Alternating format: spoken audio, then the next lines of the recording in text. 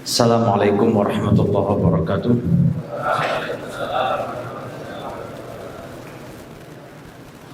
Alhamdulillahirabbil alamin wassalatu wassalamu ala asyrafil anbiya'i wal mursalin nabiyina Muhammadin wa ala alihi wa sahbihi ajma'in, amma ba'du.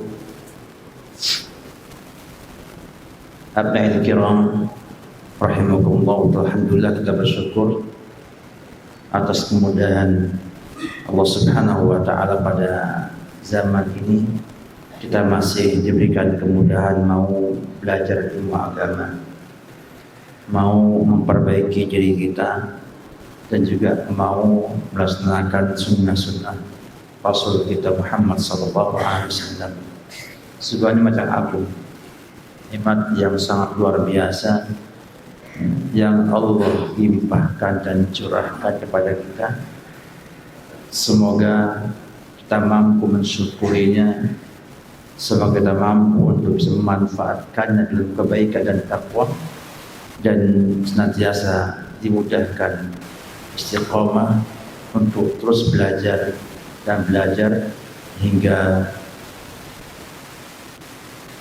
hari kematian datang. Dan semoga kita meninggal dalam keadaan belajar, sebagaimana meninggal Imam Al-Bukhari rahimahullah ta'ala, meninggal ketika sedang memeriksa, merevisi buku beliau. Sebagaimana juga meninggal Imam Muslim di perpustakaan di malam hari. Pagi harinya keluarganya mendapat berita dalam keadaan sudah wafat, sudah tidak lagi ada nyawa di badannya. Sebuah kenikmatan yang Allah berikan, karena memang pembiasaan itu bisa menjadi sebab di akhir hidup kita. Oleh kata Allah mengatakan dalam firman-Nya, ya ayyuhallazina amanu ittaqullaha haqqa tuqatih wa la tamutunna illa wa antum muslimun. Wahai orang yang beriman, bertakwalah dengan sungguh-sungguh dan benar-benar, dan janganlah meninggal dalam keadaan muslim. Dalam kaidah usul dikatakan bahwasanya kematian tidak mungkin ada pilihan bagi manusia. Manusia itu bisa milih kematiannya bagaimana. Namun Allah yang mudahkan dengan sebab takwanya membuat dia meninggal dalam keadaan muslim. Artinya jangan putus takwa kita agar nanti meninggalnya dalam keadaan muslim. Dan demikianlah yang biasa itu akan jadi sebab kita meninggal di atasnya. Ikhwatifillah, pada siang hari ini dengan panas cuaca yang semu, semoga tidak membuat kita menghindari amal soleh dan belajar fikih. Sebab seorang beribadah itu memang ada cobaannya. Antum bayangkan orang berhaji itu bayarnya mahal, yang reguler 50 juta, yang plus sampai 15.000 dolar, kurang lebih di atas 200-an juta. Tapi tetap tinggalnya di tenda, di tenda dengan panas 50 derajat Celcius. Demikian Allah menguji hamba-hambanya agar tahu mana yang shadiq, mana yang jujur imannya, dan mana yang kafir. Maka pada hari ini insya Allah kita akan membahas sebuah kitab yang nanti akan dibagikan. Kemarin rencananya mau dicetak sama pondok karena kita akan nyetak 1000 eksemplar. dengan harapan antum mungkin tidak sampai 1000, tapi nanti ada antum akan datang nanti di bulan Juli, itu kemungkinan 1000 habis. Dan ini tampaknya masih proses dalam percetakan. Maka semoga Allah Subhanahu wa ta'ala memberikan kemudahan selesai cetakannya, dan mudah-mudahan nanti di pekan depan antum sudah bisa mendapatkan cetakan tersebut ya, di tangan antum semua.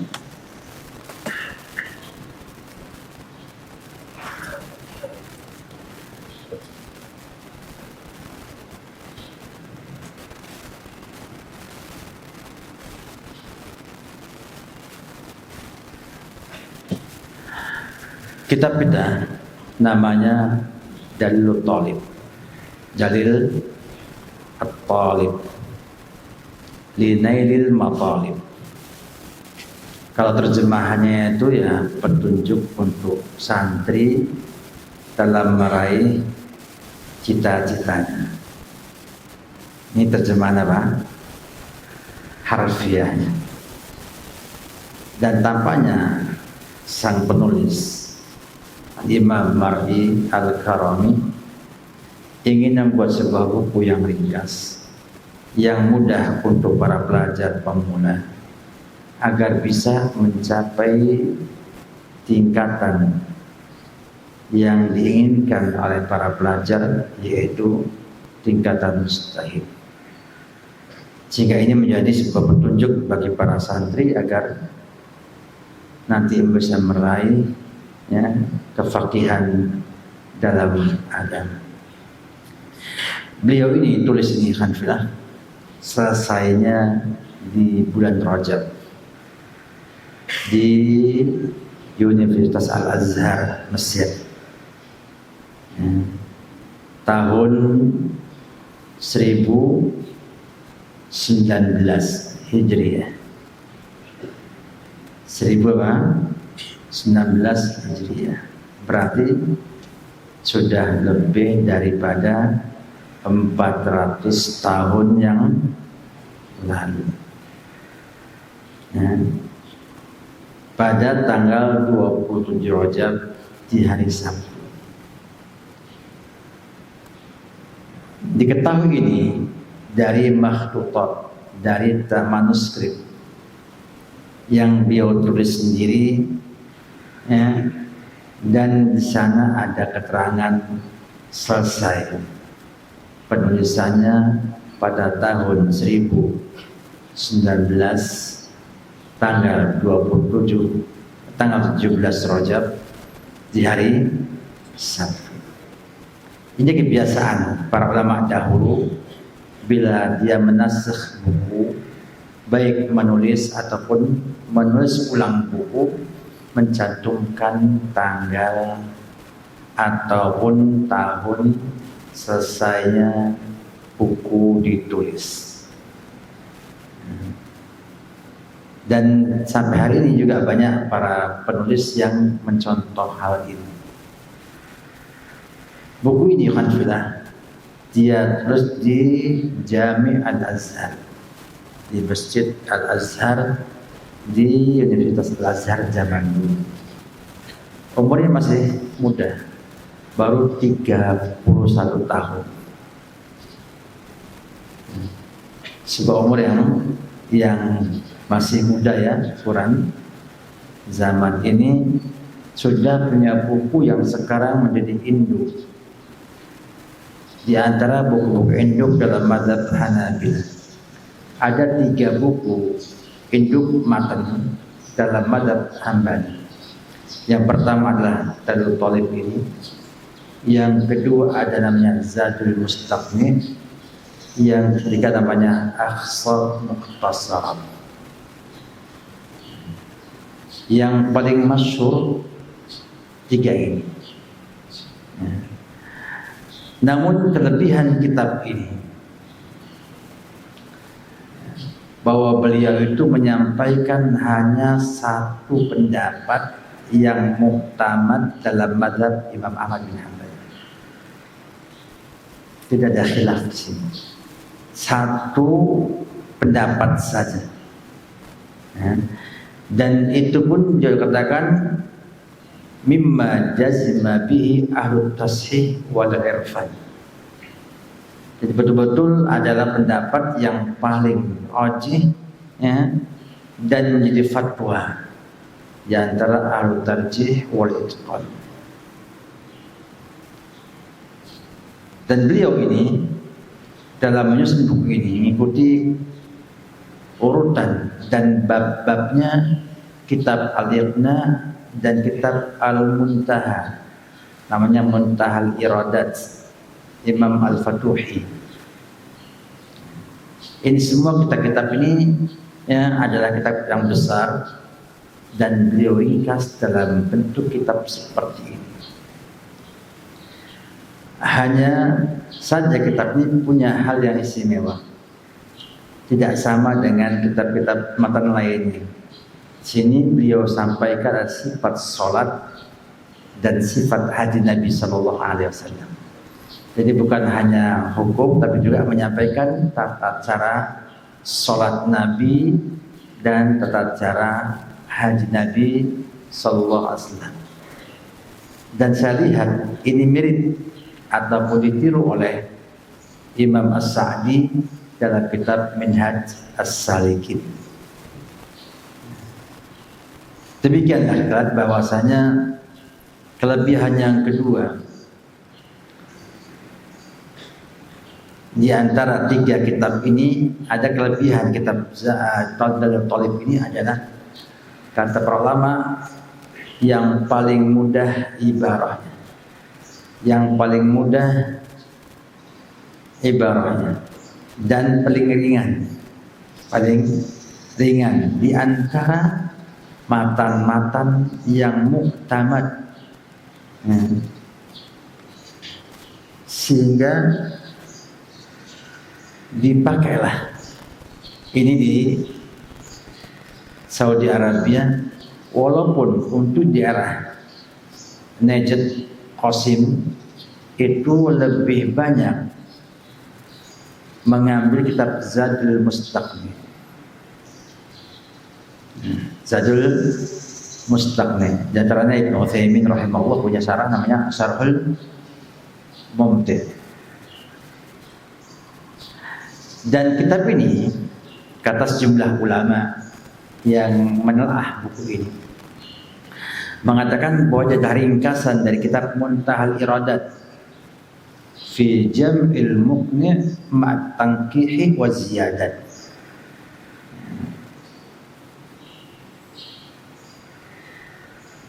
Dan ini pun disampaikan oleh beliau dalam muqaddimahnya Al-Faiz bi Muntahal Iradat min Rabbih. Jadi para ulama yang mensyarah buku ini menyampaikan bahwasanya kitab ini adalah ringkasan daripada kitab Muntahal Iradat, sebuah kitab yang di zamannya adalah induk ataupun rujukan para ulama belajar dalam mazhab Hambali.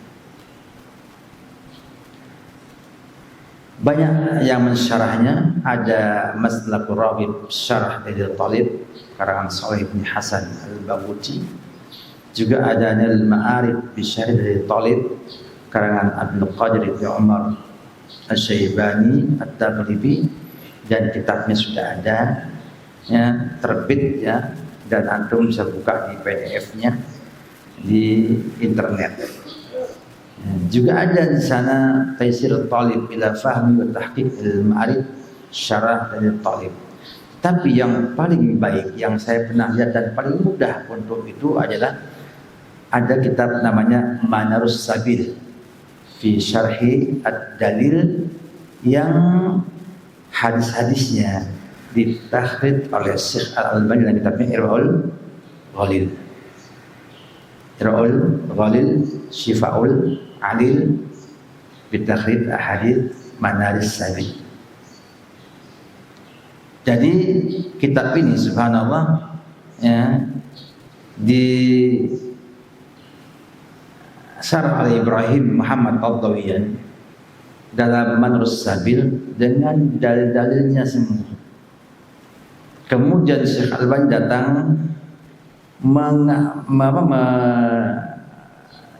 mengambil hadis ada dan ditakhrij semuanya, mana yang sahih, mana yang dhaif, ya, dalam kitab Irwaul Ghalib.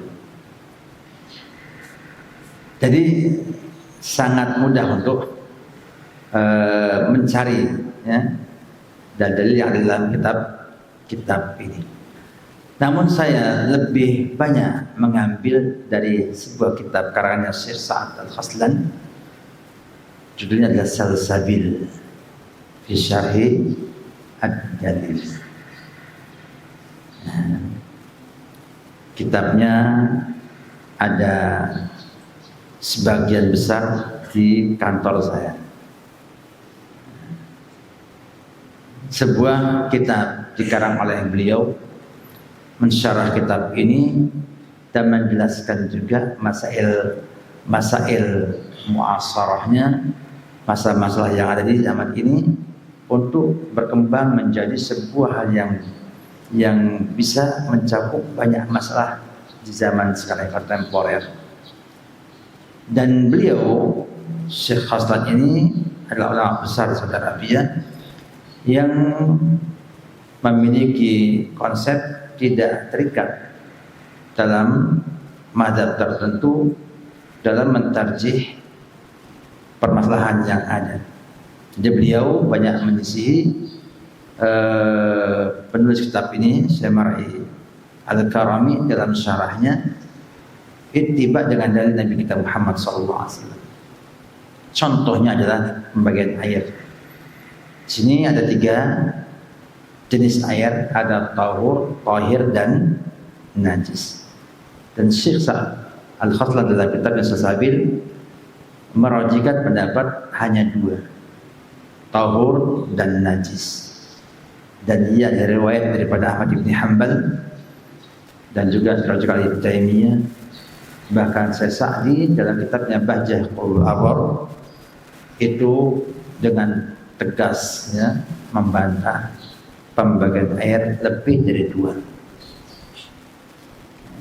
Sehingga sini dapatkan bahwasanya banyak ulama-ulama sekarang yang mensyarah kitab-kitab ini juga berusaha menampilkan yang rajih dari pendapat para ulama lainnya untuk supaya apa? Kita tidak menjadi orang yang taklid dengan apa? Dengan satu madhab tertentu.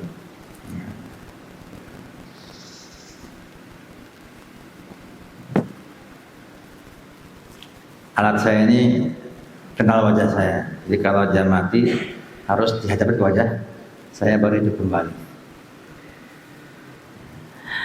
Jadi demikian. Kalau antum lihat ya, manusia aja, mesin aja bisa tahu kenal pemiliknya. Ya. Maka heran kalau ada manusia kok nggak tahu bapak ibunya.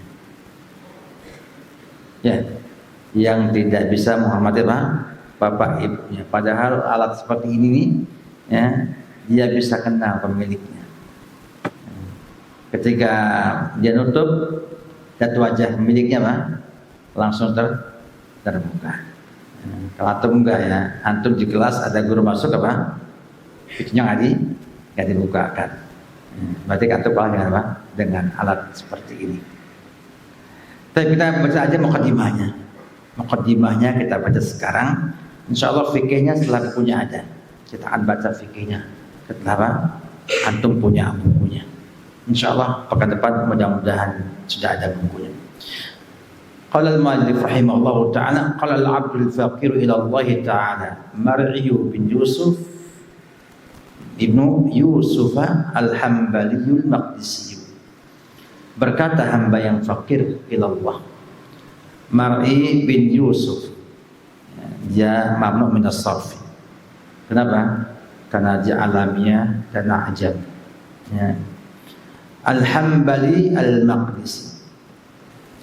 Alhamdulillahirabbil alamin wa asyhadu an la ilaha illallah wahdahu la syarikalah maliku yaumiddin wa asyhadu anna Muhammadan abduhu wa rasuluhu al-mubayyinu li ahkami syara'id al-faizu bi muntahal iradat min rabbih faman tamassaka bi syari'atihi fa huwa minal faizin salawatullah alaihi wasallam alaihi wa ala jami'il anbiya wal mursalin wa ala ali kullin wa sahbi ajma'in. Kata beliau rahimahullah ta'ala ya, menyampaikan setelah mengucapkan syahadatain dan hamdalah, beliau menjelaskan bahwasanya bersyahadat bahwa Muhammad hambanya rasulnya yang menjelaskan ahkam syariat agama ini, menunjukkan bahwasanya beliau menyampaikan Muhammad sebagai apa? Penjelas syariat Islam yang buat siapa? Allah Subhanahu wa ta'ala. Yang meraih bimuntahal iradat min rabbih, mendapatkan puncaknya keinginan dari Rabbul Alamin, dari Rabb. Jadi kata Nabi Muhammad mencapai apa? Yang paling hebat, yang paling ujung, paling puncaknya kehendak ya, dari Allah Subhanahu wa ta'ala. Surga paling tinggi, semuanya paling tinggi. Maka barang siapa yang bertamassak, berpegang teguh dengan syariatnya, maka ia termasuk orang yang sukses, yang selamat. Sini tampak sekali bagaimana beliau ingin menyampaikan kepada kita semua bahwa kita wajib berpegang teguh dengan syariat Islam bila kita ingin apa? Selamat. Apa caranya? Belajar dulu. Tidak mungkin orang itu bisa bertamassuk, berpegang teguh dengan syariat Islam tanpa belajar. Nah, kalau antum belajar dengan ngantuk, ya, pada nyandar di tembok-tembok, ya, bagaimana mau tamassuk dengan apa? Syariat Allah Subhanahu wa ta'ala. Ingat ya, saya akan panggil yang tidur, yang bersandar untuk saya tanya. Bangunkan. Bangunkan. Depan antum itu bangun. Nah, bangun. Nah, ingat ya, yang tidur akan saya tanya. Ya, suruh berdiri, ya, tidak duduk sampai terjawab pertanyaannya. Yang bersandar orang pertama yang akan saya tanya. Jadi di sini ada keterangan dari beliau bahwasanya siapa yang ingin sukses maka harus berpegang teguh dengan apa? Syariat Islam. Untuk itu langkah pertama adalah kita belajar tentang apa? Syariat. Baru kemudian mengamalkan apa? Syariat tersebut, dan yang istiqomah di atasnya barulah dinamakan sudah berpegang teguh dengan syariat Islam. Yang beliau menyampaikan manhajnya. Jadi kalau baca buku harus tahu metodologi penulis dalam buku tersebut. Sehingga jangan sampai penulisnya pengen ke kanan, antum jelaskan ke kiri. Ini kelemahan banyak para thalab ilmi, para duat, para ustadz. Ketika membacakan buku itu tidak membaca muqaddimahnya, tidak membaca metodologi sang penulis maunya apa, tapi mensyarahnya. Sehingga ketika menjelaskan syarah, misalnya Ar-Risalah Imam Syafi'i, itu bahasnya tentang akidah, tentang penyimpangan kelompok-kelompok yang ada dan lain sebagainya. Padahal bukunya apa? Buku tentang usulul fikih. Tampaknya hebat, luar biasa syarahnya, tapi ya, sate jauh dari panggangnya. Apa maksudnya? Gak matang-matang. Artinya bahwa antum belajar kitab Ar-Risalah tapi gak paham isinya kitab Ar-Risalah. Pahamnya apa?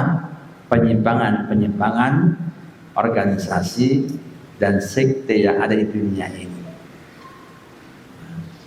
Ini akhirnya sebagian pendidik. Kenapa? Karena tidak akan baik seorang itu yang bila menyisihi buku yang dia baca.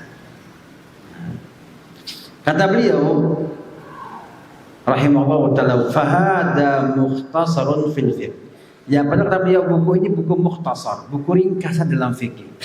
Maksudnya tidak akan ada di sana dalil yang panjang, tidak ada di sana perdebatan yang panjang, dan tidak membawakan pendapat mazhab yang lain-lainnya. Ya mukhtasar, ringkas. Ringkasnya bagaimana? Ringkas alal madhabil ahmadi, ikut dalam madhabnya al-Ahmad, madhabi Imam Ahmad. Jadi dia hanya membahas fikih pada madhab Ahmad ibn Hanbal. Ada sebuah kelebihan ya Khanfilah kalau kita ngaji fikih dengan madhab, yang saya rasakan sendiri, bahwa akan lebih berkembang ketika kita mutafrid, mau kita terapkan dalam praktek yang nyata kepada masalah-masalah cabang yang banyak. Sehingga dengan antum tahu adanya air itu adalah tahurun, air tahur itu yang bisa dipakai berwudu, bisa untuk mandi junub, adalah air yang mutabaqi ala khilqatihi, al-baqi ala khilqatihi, yang dia itu tetap pada posisi awal Allah ciptakan. Maka ketika antum ketemu air laut yang asin, yang amis, antum tahu itu boleh dipakai. Kenapa? Karena dia itu begitu asalnya. Antum ke sungai, ada yang warnanya coklat, ada yang warnanya bening ya. Sama, mereka itu tetap air yang tahur. Kenapa? Karena masih pada sifat asli air tersebut. Ketika Anda dapatkan masuk kepada air kelapa, boleh nggak tuh wudu? Tidak, karena dia bukan air, dia benda cair. Benda apa? Cair. Dan seterusnya. Jadi dengan sebuah kaidah itu antum bisa memahami banyak masalah-masalah di kehidupan kita. Sehingga untuk mencapai tingkatan ijtihad akan mudah orang itu melangkah di awal dengan madhab yang ada. Yang kedua, dengan kita pada madhab ini ada kelebihannya lagi, yaitu fatwanya itu lurus. Artinya hukum itu Hanfilah bukan hanya satu masalah berhenti. Kenapa? Karena mungkin ada masalah kedua yang menjadi akibat atau cabang dari masalah yang pertama ini. Ya. Contohnya kalau antum mengatakan bahwa emas itu ya, ada ribanya lantaran yaitu misalnya ditimbang, ya, maka otomatis semua yang ditimbang itu kena riba. Jadi ada namanya konsekuensi sebuah hukum membuat hukum yang lainnya sama. Kalau antum mengatakan bahwa emas itu dikatakan riba karena saman, karena dia itu adalah mutlak samannya, standar pembayaran, maka otomatis uang pun yang menjadi standar belanja sekarang itu ada ribanya.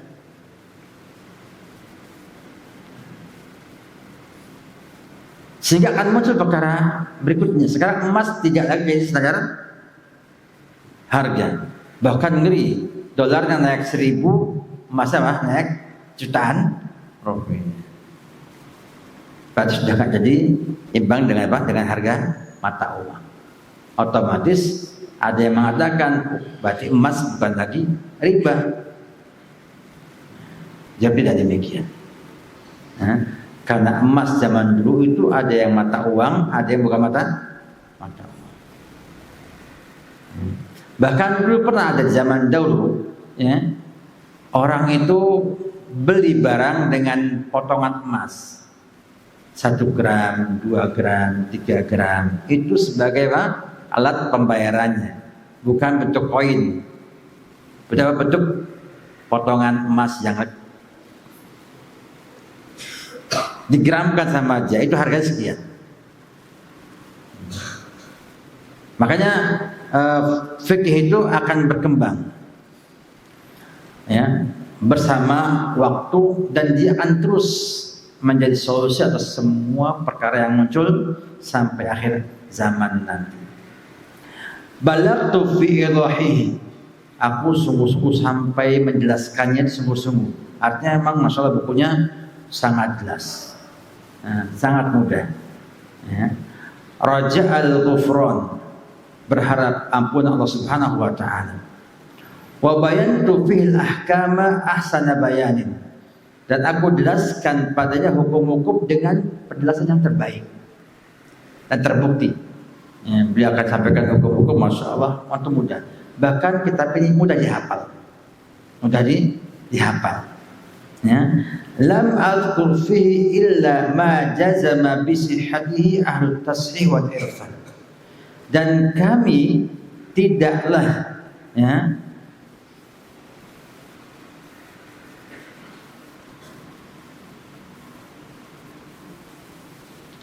mengeluarkan kecuali dari hal-hal yang sudah menjadi apa? Menjadi kesepakatan ahlu tashih wal irfan. Ya. Jadi beliau menyampaikan dalam buku ini kecuali apa? Yang sudah dipastikan benarnya oleh ahlu tashih wal irfan.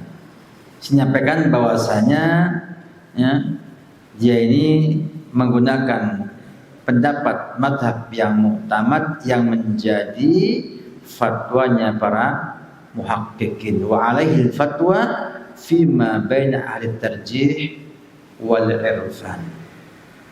Ya. Jadi dia tidak akan menyampaikan khilaf, cukup menyampaikan apa yang menjadi pendapat ulama-ulama besar pedoman dalam mazhab Hanabilah dalam buku ini. Kenapa? Karena untuk memudahkan agar para santri jangan capek ya mikirkan apa? Khilaf. Dah taunya itu. Ya. Kemudian wasammaituhu dalil at-talibi dinil matalib. Aku namakan bukunya dengan dalil talib dinil matalib. Inilah adat kebanyakan para penulis zaman dahulu menyampaikan nama bukunya, kemudian menyampaikan apa beda dengan yang lain-lainnya. Kenapa demikian? Supaya jangan sampai bukunya hilang.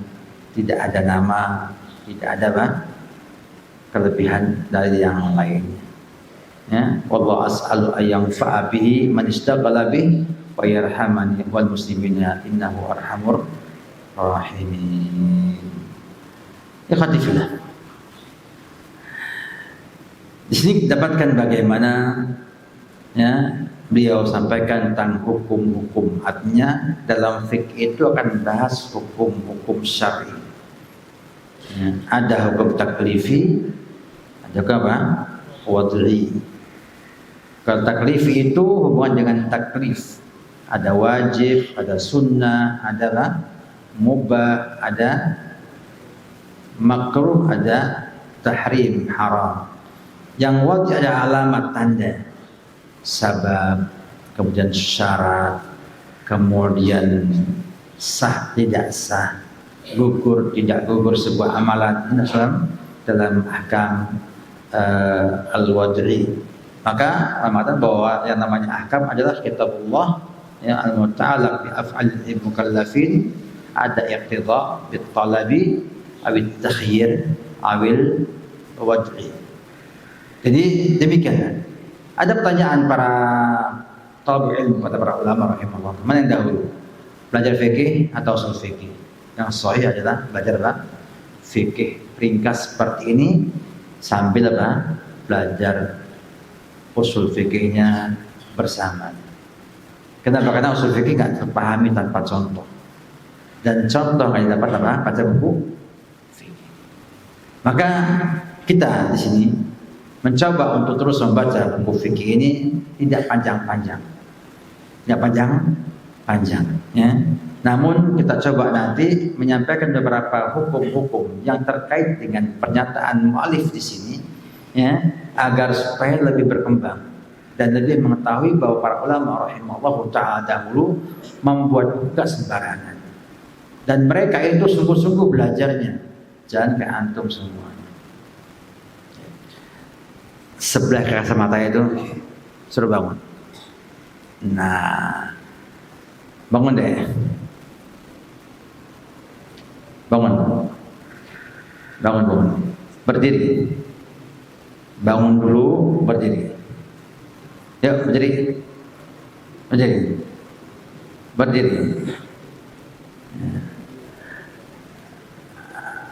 Berdiri. Alhamdulillah. Ya. Kesalahan cuma satu aja, dia gunakan tangannya bukan pada tempatnya.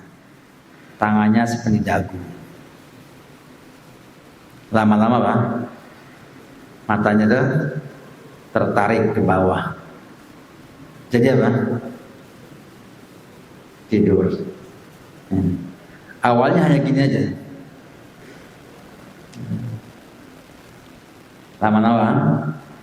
Makanya ada bahasa, jangan letakkan tangan antum di apa namanya? Dagu ya. Dagu antum. Kenapa? Karena itu adalah sebab hilangnya ingatan antum. Ya. Tidur. Baik. Apa nama kitab yang dibahas sama kita? Apa nama kitab yang dibahas di kita? Lupa apa nggak tahu? Artinya tidurnya sudah apa? Lama. Jadi sebetulnya ada hal yang perlu antum ketahui bersama, bahwa memang belajar itu butuh energi. Kenapa? Karena setan ingin antum tidak pintar. Maka belajar itu berat. Lain dengan hiburan. Coba kalau antum pegang HP, ya, buka TikTok, atau enggak?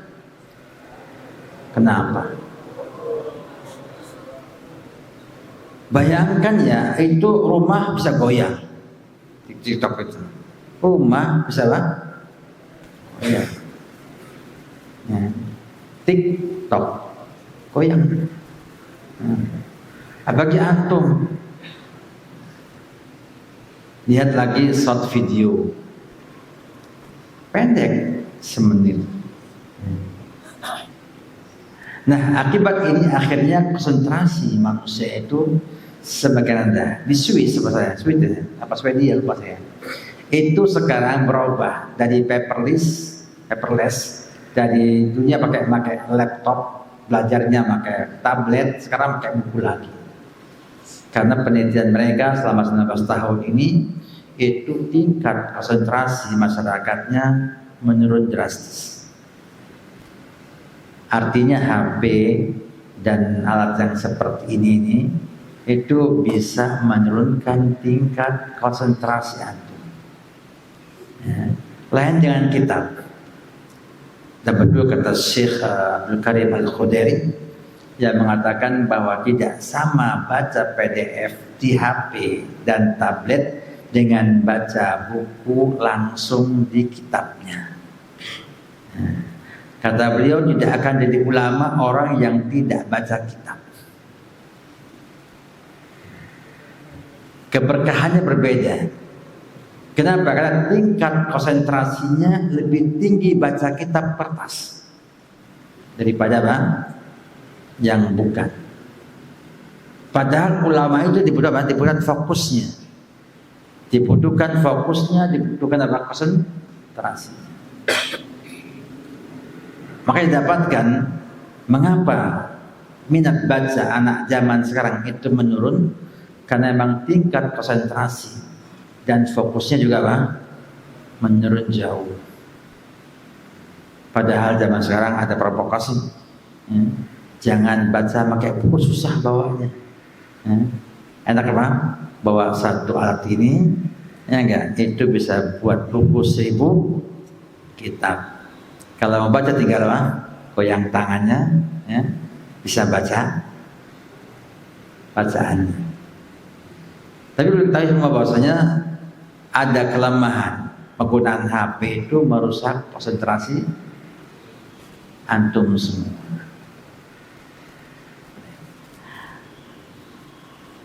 Ada lagi ya? Yang di pintu itu. Pintu sini. Pintu sini. Nah itu. Bangun, berdiri. Antum, nah itu. Yang sampingnya peci hitam. Yang ngerasa di daun pintu. Bangun.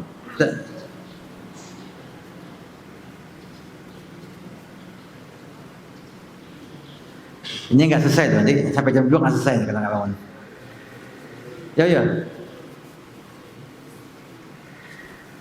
Ya.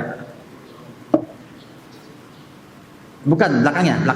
Nah itu, ya itu. Apa jawabannya? Buku apa yang sedang dibaca sama kita?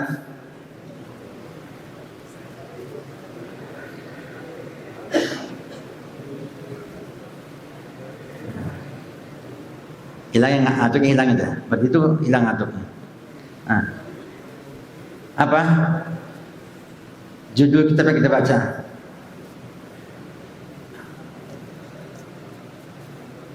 Nggak tahu juga. Hilang apa? Akalnya apa yang katanya? Akalnya. Yang nyandar di pintu.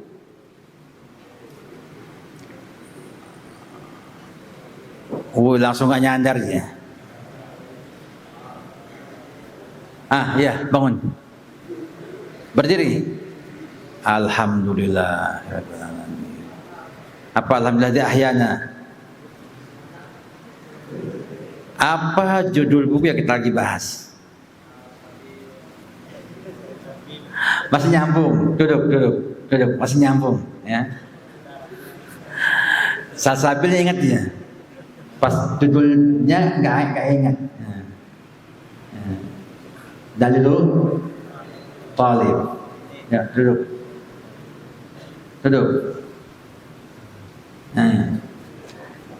Jadi yang penting itu sebenarnya konsentrasi.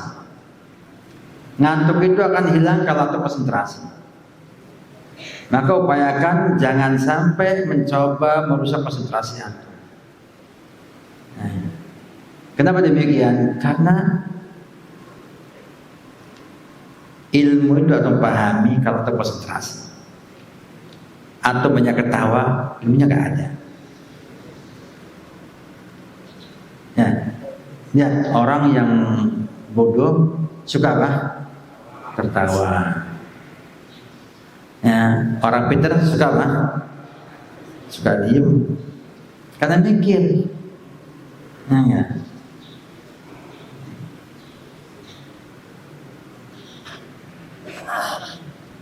Jadi konsentrasi itu penting sekali. Dan siapa yang mampu meningkatkan konsentrasinya, maka akan semakin bisa memahami apa yang didengarkannya. Maka akhirnya minat baca wajib ditumbuhkan. Karena membaca dari buku itu akan meningkatkan konsentrasi yang luar biasa. Jangan remehkan baca buku.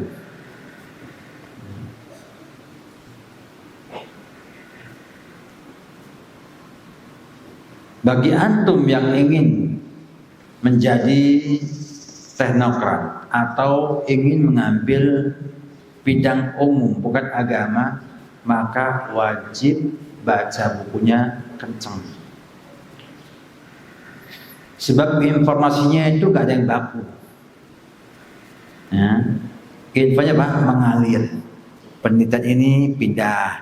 Ya, kayak zaman dulu ada namanya anak-anak dipukul, belajar dipukul, pindah jadi apa? Dilarang dipukul. Sekarang malah dilarang mentalnya dijatuhkan. Terus mengalir tuh. Dan kita lihat dalam banyak buku sekarang berkembang buku itu.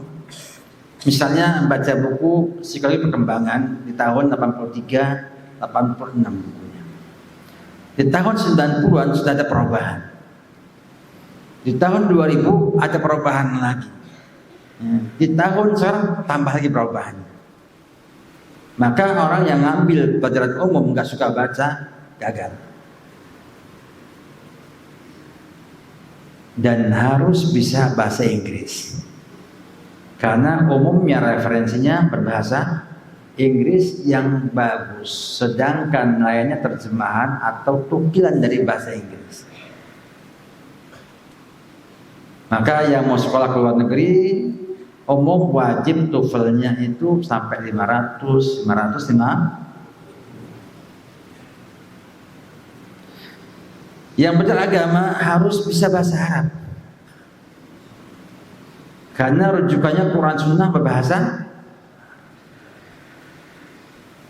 Maka yang hebat bahasa Arabnya akan lebih mudah belajar agama dibanding yang tidak hebat bahasa Arab. Banyak ulama Saudi itu hebat-hebat. Kenapa? Antum kalah dengan anak sana. Anak 5 tahun di Saudi, ngomong Arabnya hebat-hebat semua. Antum 5 tahun di Ibn Abbas, belum bisa bahasa Arab. Kenapa?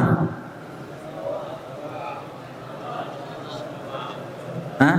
Salah gurunya? Enggak. Salah siapa?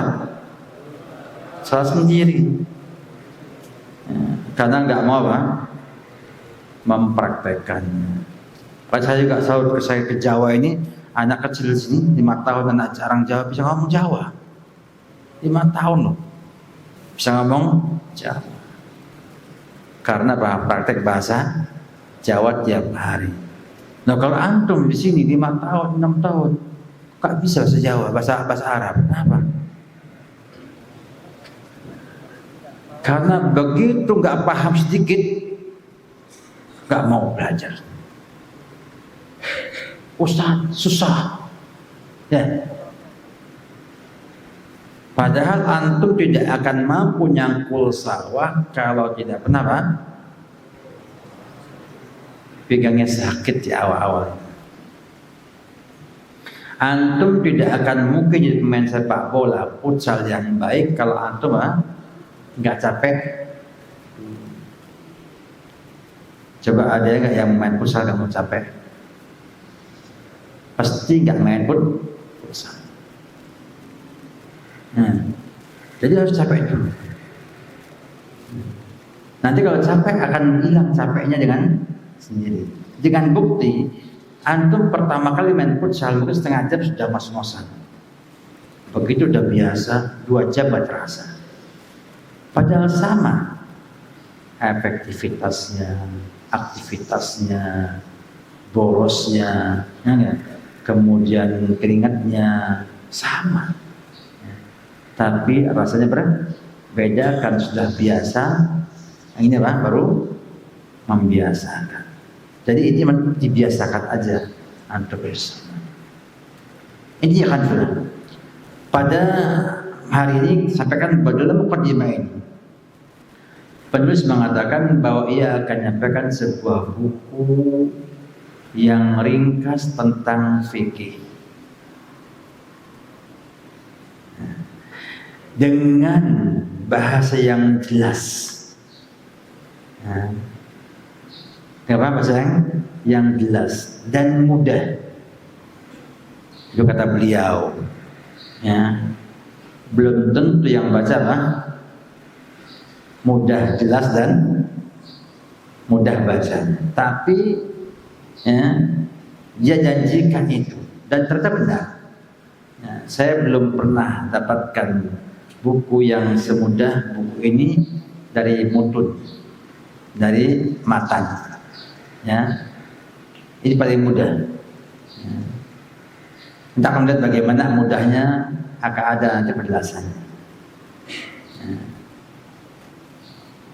Sampai-sampai beliau ini banyak menyangkut problem-problem yang ada di zaman beliau.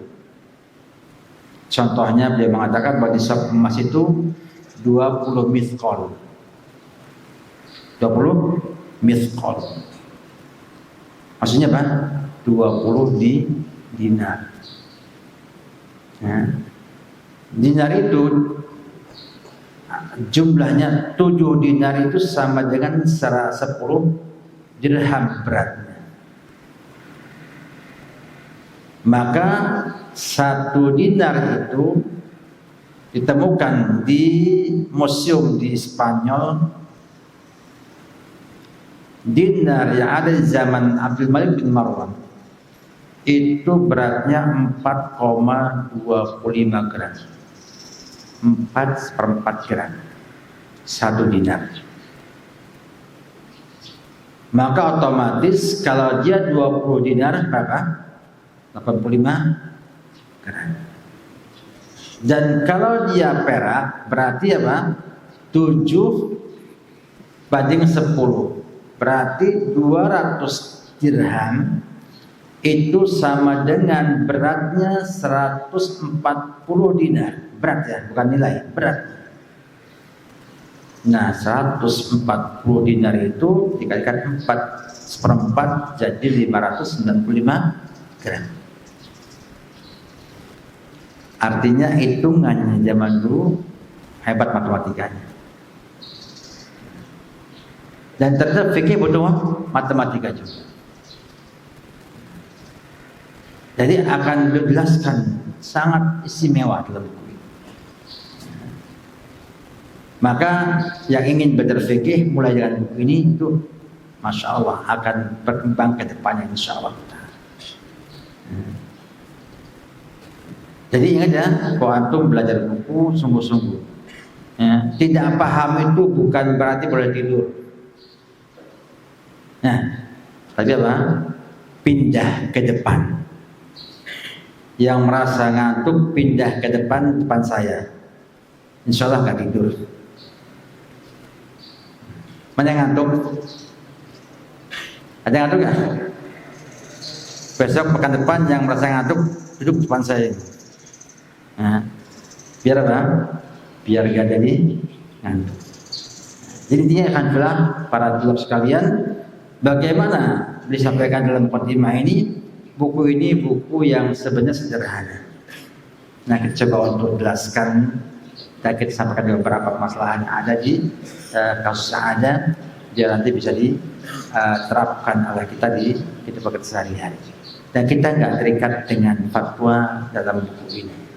Kita terikat dengan dalil Quran dan Sunnah, karena Nabi itu adalah penjelas syariat Islam, sehingga kita harus ikut apa? Nabi yang menjelaskan syariat Islam tersebut. Dan kita berpegang dengan syariat Islam, bukan dengan syariat apa? Mazhab. Nah, ini dulu pada siang ini, semoga bermanfaat dan kita insya Allah pada depan masuk dalam kitab Thaharah, ya, kitab Thaharah yang mudah-mudahan antum selesai Ibnu Abbas, selesai kitabnya juga. Saya kitabnya juga. Demikian wabillahi wassalamu Muhammad wa ala alihi wa sahbihi wasallam. Assalamualaikum warahmatullahi wabarakatuh. Subhanallah.